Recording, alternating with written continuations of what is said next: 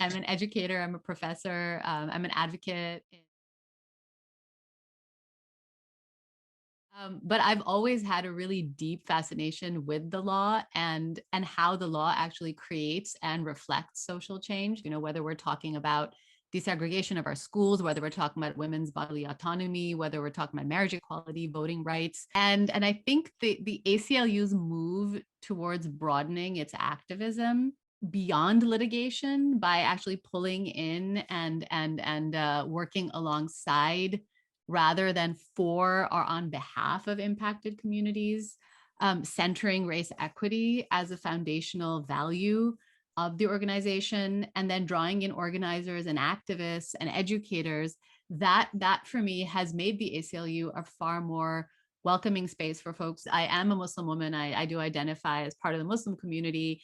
I do identify as a spiritual person, and I understand spirituality really is as unearthing a source of immense power that lies within each and every one of us, and that is the power to perceive beyond ordinary human perception. That we have resources within us that are able to access, we are able to access to make this world a better place and to make ourselves better people. But often we are so traumatized by our experiences that we shut down that access to that divine light. And we live in a world where the vast majority of humanity is laboring under conditions that make it almost impossible to fulfill that covenant, to actually see the beauty that lies within, because we are laboring under conditions of deep distress and oppression. So I have a deep commitment to ACLU's mission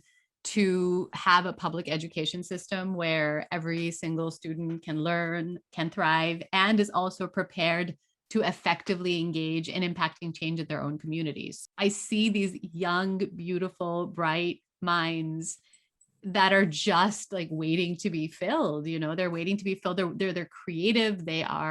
And they just don't have the resources available to them to manifest that creativity, that dignity, that beauty, that the everything that they carry within them, to manifest that in ways that will change their communities moving forward and our communities moving forward. And as president, my role is to empower the board to make sure that we make good on our organization's mission to empower all Marylanders to exercise their rights so that the law values and uplifts their humanity.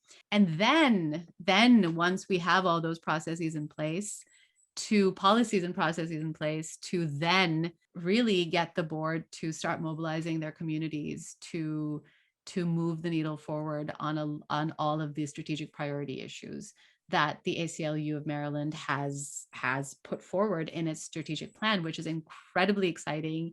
It's vast, and it opens up the space to impact the lives of all Marylanders.